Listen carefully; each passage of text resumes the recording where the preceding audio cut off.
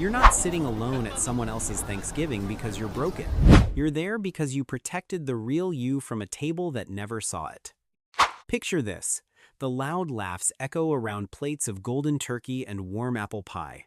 Forks clinking rhythmically in a friend's cozy suburban kitchen, under the soft glow of a single overhead light casting long shadows across the hardwood floor. Their family argues passionately over politics. Someone knocks over the gravy boat in a sticky mess, then pulls each other close in that messy, chaotic, beautifully alive way.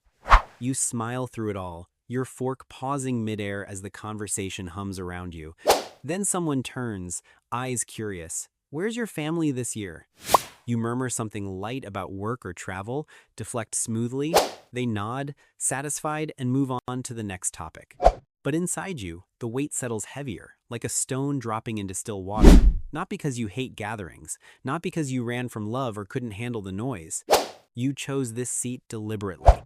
After years of driving rainy Pacific Northwest highways at dawn, wipers slapping rhythmically against the windshield, windows fogged with your own breath, just to arrive at a holiday meal where your voice drowned in the same old predictable scripts. Blood is thicker than water, they say, like it's universal truth. Society chants it like gospel from every family photo on every feed. But what if staying there year after year felt like shrinking yourself smaller each time, bit by bit, until pieces of you started disappearing? You're staring at the self-checkout screen in a quiet grocery store at 3 a.m., that harsh blue light carving shadows under your eyes, scanning items alone in the fluorescent hum. A woman ahead of you turns slightly. She looks just like your mother. Same tilt to her head, same way she brushes hair behind her ear. Your chest tightens instantly, breath catches sharp in your throat. Not rage, not even anger, grief. The slow, heavy kind that builds from birthdays quietly ignored, questions gently deflected, needs casually labeled drama or too much. But here's the hard stat that changes everything. Dr. Carl Pillemer at Cornell surveyed thousands of people over decades. 27% of Americans, 67 million breathing humans, have cut off a family member. Not from one dramatic blow-up, but after years of harsh parenting patterns, years of favoritism slicing through sibling bonds, years of value clashes eroding connections like a constant drip wearing down stone until the whole foundation cracks. It's never one explosive moment. People share these stories everywhere. I drove hours every holiday just to feel completely invisible at the table. Or shrinking yourself smaller every visit, accepting boundary violations just to keep a fragile peace. Emotional invalidation works like this. Your real feelings dismissed casually as too sensitive or making a big deal. It rewires how you see yourself, how you trust your own instincts. Parents who grew up feeling unseen often pass that invisibility down generationally. They turn love into a performance contract, show up and perform perfectly, or vanish from the conversation entirely. Did you try longer than most? Think of those holidays spent in a lonely coastal diner, fog rolling thick over the harbor outside the window. Staring at cold coffee gone bitter, secretly hoping this year they'd finally ask about your dreams, your fears, the life you were building. Instead, they circled back every time. Why aren't you married yet? Why aren't you more successful? Why aren't you more like us? That hope clung to you like a heavy backpack on a solo hike through empty forest trails, exhausting but familiar. Then one gray morning, halfway down that familiar highway, you turned the car around. The world kept spinning perfectly without you there. But that newfound quiet? It hit completely different. Truth cuts sharp. Society assumes you're selfish, cold-hearted, ungrateful. Family first, always. They preach self-righteously from airport terminals at dawn. Strangers rushing past with overstuffed holiday bags, glancing at you like you're the outsider.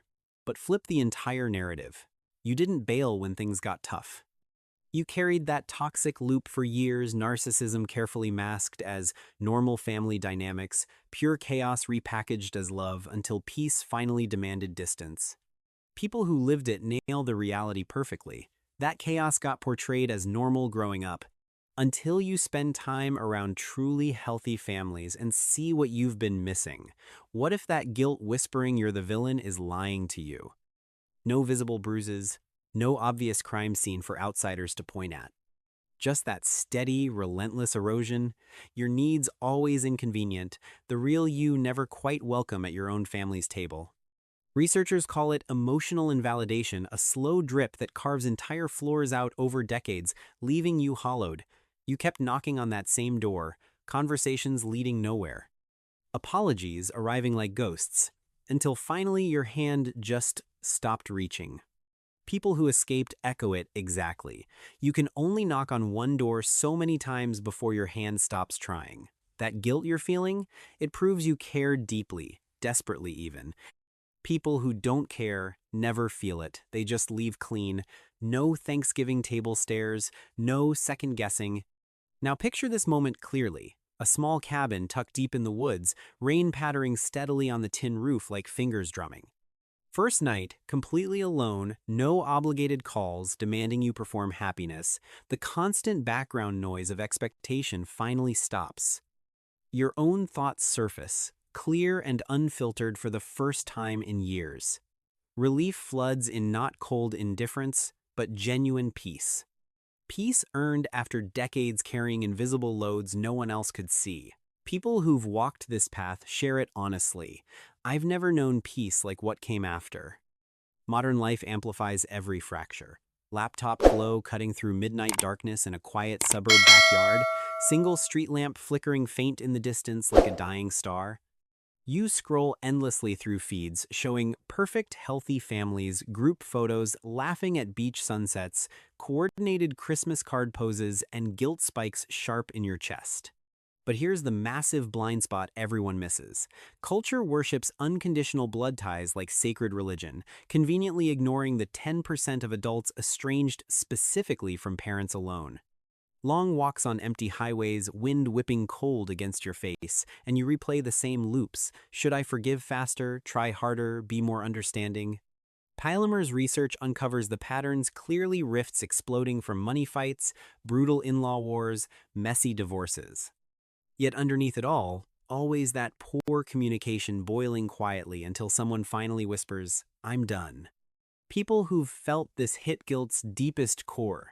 That emotional conflict doesn't just vanish, it lasts for years. Society predictably sides with the stayers, labels levers dramatic or heartless, yet countless others testify clearly. It's survival, purely protecting your mental health.